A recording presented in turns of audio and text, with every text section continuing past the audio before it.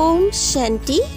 आइए सुनते हैं 27 जुलाई 2022 के मुरली से मुख्य बातें। आज की मुरली से सतगुरु के रूप में बाबा के राय है, तुम्हें अब आसुरी अवगुण निकाल ईश्वरीय गुण धारण करने हैं। बाप से अपना 21 जन्मों का स्वराज्य लेना है।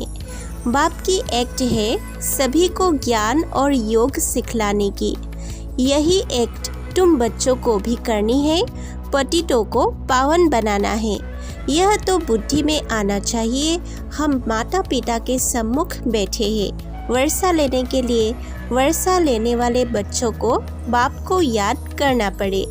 तुमको आत्मा अभिमानी बनने में बड़ी मेहनत लगती है। अमृत वेले का समय मशहूर है।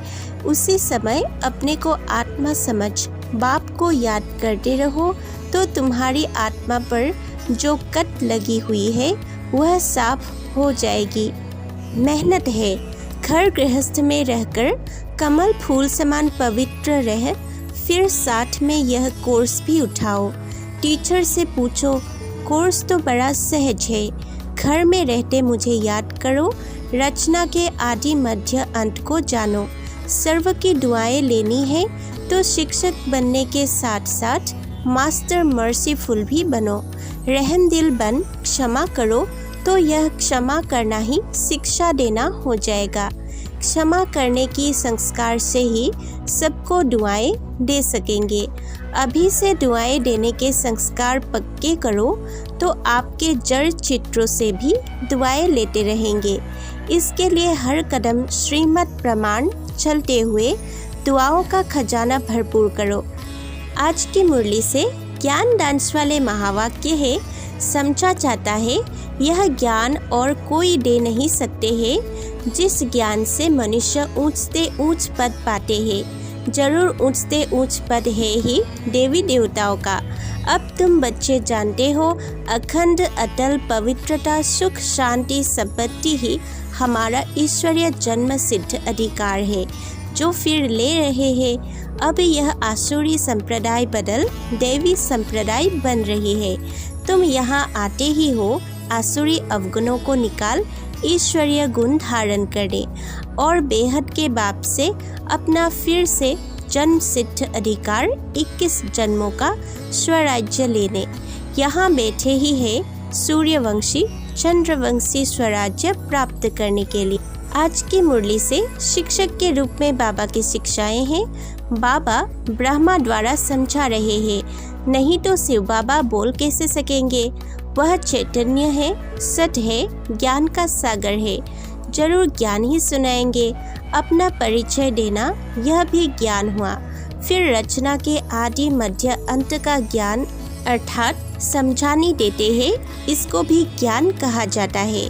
बाप आकर अपना और सृष्टि के आदि मध्य अंत का परिचय देते हैं। ऋषि मुनि आदि सब कहते थे हम रचयिता और रचना को नहीं जानते हैं। पतित से पावन एक परमात्मा राम ही बनाते हैं। यह किसको पता नहीं है कि रावण आधा कल्प का पुराना दुश्मन है भारत का। कहते हैं राम राज्य चाहिए, अर्थात यह रावण राज्य है, परंतु अपने को पतित अथवा रावण समझते नहीं है। अब सृष्टि का अंत है तो सभी यज्ञों का भी अंत है। ज्ञान यज्ञ तो एक ही है, बाकी जो अनेक प्रकार के यज्ञ है वह है मटेरियल यज्ञ, जिसमें जौ तिल आदि सामग्री पड़ती है। यह है बेहद का यज्ञ, इसमें यह सब स्वाहा हो जाएगा। फिर से नई पैदाइश होती है। वह दुख देने वाले चीज कोई होती नहीं। यहाँ तो कितना दुख है, बीमारियाँ आदि कितनी वृद्धि को पा रही है। भिन्न भिन्न प्रकार के रोग निकलते जाते हैं। ड्रामा में यह सब नूड है। इसको कहा ही जाता है दुख धाम शोक वाटिका। मनुष्य दुखी है क्योंकि रावण राज्य है। राम राज्य में रावण होता ही नहीं। आधा कल्प है सुख धाम, आधा कल्प है दुख धाम। राम निराकार परमपिता परमात्मा को कहते हैं। विनाश के समय मनुष्य को वैराग्य आएगा, फिर समझेंगे कि बरोबर यह वही महाभारी महाभारत की लड़ाई है। जरूर निराकार भगवान भी होगा, कृष्ण तो हो नहीं सकता। निराकार को ही सर्व का पतित पावन, सर्व का सद्गति दाता कहा जाता है। पवित्र देवताएं कभी अपवित्र दुनिया में पैर नहीं रख सकते। तुम लक्ष्मी से धन मांगते हो, परंतु लक्ष्मी कहाँ से लाएगी? यहाँ भी मम्मा बाप से धन लेती है। यहाँ सरस्वती साथ में ब्रह्मा है, वहाँ भी दोनों जरूर चाहिए, निशानी चाहिए। कहाँ से धन मिलता जरूर है, इसलिए महालक्ष्मी की पूजा होती है। उनको 4 भुजाएं देते हैं, रावण को 10 मुख देते हैं, टांगे तो नहीं देते हैं, तो सिद्ध होता है ऐसे मनुष्य होते नहीं हैं। यह है समझाने के लिए। रस्म रिवाज ड्रामा में नुदी हुई है, आत्मा को बुलाकर उनको खिलाते हैं।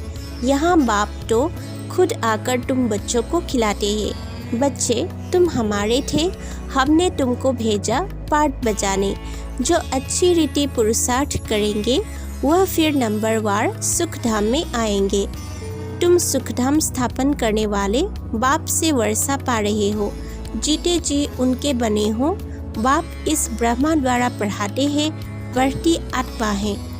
यह तुम बाप की याद में बैठते हो और कोई तकलीफ की बात नहीं है। जैसे बच्चा बाप को करता है, यह है बेहद का बाप। शिव बाबा जब आते हैं तब भगवानुवाच होता है, तो गीता की भी जयंती हो जाती है। बाप ने आकर जो सुनाया उसकी फिर गीता बनी। अब इस रावण राज्य का विनाश होना है, मौत सामने खड़ा है। कल पहले भी यह दुनिया बदली थी। आज की मुरली से रूहानी मिलिट्री के प्रति बाबा की राय है, तुम्हारा धंधा ही है रूहानी सर्विस करना। कोई कोई बच्चे शरीर छोड़कर जाते हैं, फिर नया शरीर ले यही मेहनत करते हैं। दिन प्रतिदिन तुम्हारी सर्विस बढ़ती जाएगी। तुम बच्चों को अच्छी रीति समझना है और फिर समझाना है। जितना जितना समय बीतता जाएगा उतना उतना ज्ञान शॉर्ट हो जाएगा। इतना शॉर्ट में समझाने के लिए बाबा युक्तियाँ रच रहे हैं। अब तुम बच्चों को धंधा ही है यह सर्विस करने का। शरीर छोड़कर भी कहाँ जन्म लेते हैं, फिर मेहनत करते हैं। तुम्हारा है ही पतितों को पावन बनाने का धंधा।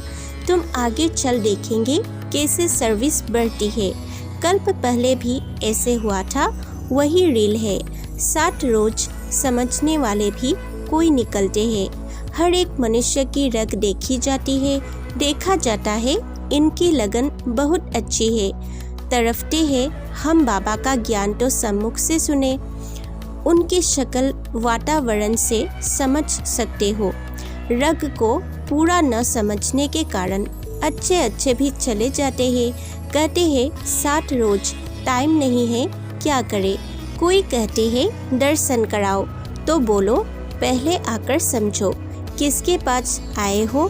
परमपिता परमात्मा से तुम्हारा क्या संबंध है।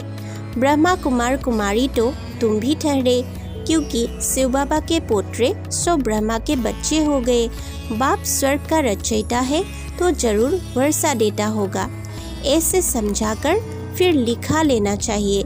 एक दिन में भी कोई अच्छा समझ सकता है। ऐसे तीखे निकलेंगे जो बहुत गैलप करेंगे।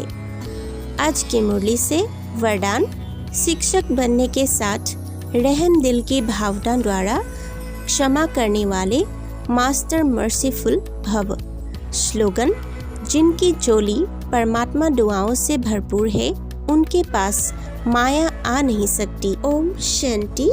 सेवा के वृद्धि के लिए कृपया हमारे चैनल को सब्सक्राइब, शेयर और कमेंट कीजिए।